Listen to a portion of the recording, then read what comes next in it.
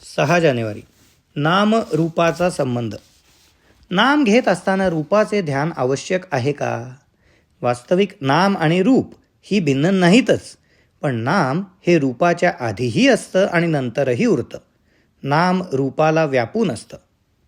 राम जन्माला येण्यापूर्वी वाल्मिकींनी रामायण लिहिले आणि रामाने मागाहून जन्म घेऊन त्यात वर्णन केल्याप्रमाणे आचरण करून दाखवले. म्हणजे रूप अस्तित्वात येण्यापूर्वी नाम होते आणि रूप गेल्यानंतर आजही नाम शिल्लक आहे. देशकालाच्या पलीकडे जे कायम टिकते ते सत्य होय. प्रत्यक्ष आकाराला आलेली अनेक रूपे नाहीशी झाली तरी त्यांचे नाव टिकून राहते.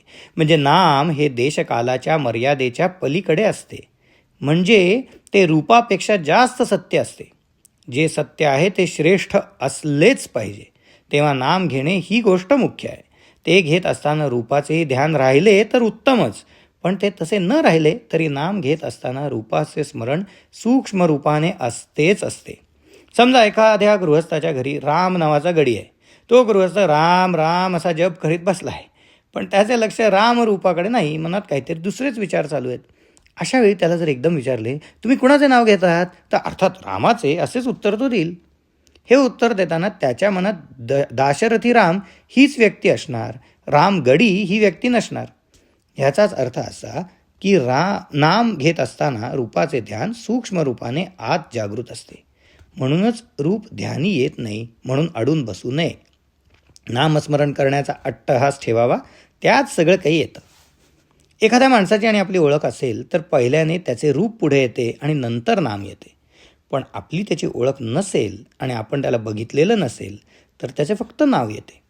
आज आपल्याला भगवंताची ओळख नाही, म्हणून त्याचे रूप माहिती नाही, पण आपल्याला त्याचे नाम घेता येईल. सध्यासुद्धा त्याचे नाम घेताना त्याची आठवण आपल्याला होते, हा आपला अनुभव आहेच. भगवंताचे रूप तरी निश्चित कुठे आहे? एक राम काळा तर एक राम गोरा असतो, एक राम लहान तर एक राम मोठा असतो, पण सर्व रूपे एका रामाचीच असतात.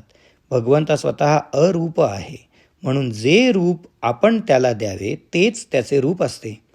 ह्यासाठी आपण कोणत्याही रूपामध्ये त्याचे ध्यान केले तरी चालते. नामातून अनंत रूपे उत्पन्न होतात आणि अखेर त्यामध्येच ती लीन होतात. म्हणून भगवंताचे नाम श्रेष्ठ आहे. हे त्याचे नाम तुम्ही आवडीने अखंड घ्या आणि आनंदात राहा. दानात दान अन्नदान, उपासनेत उपासना, सगुणाची उपासना आणि साधनात साधन नामस्मरण.